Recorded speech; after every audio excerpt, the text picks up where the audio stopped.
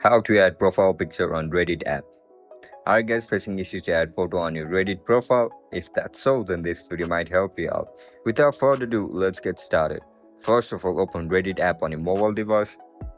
Once you open the Reddit app, now log in into your account with your registered email and password. If you don't know how to log in into your account, make sure to check out our guide on how to do it. After you get logged in, now look at the top right corner of your screen where you can see your profile icon. Tap on it. Now click on profile. As soon as you click on profile, you can see the option for edit. Click on it. Now click on your profile and click on library. Select the photo according to your preference. After you select the photo, just simply tap on save icon.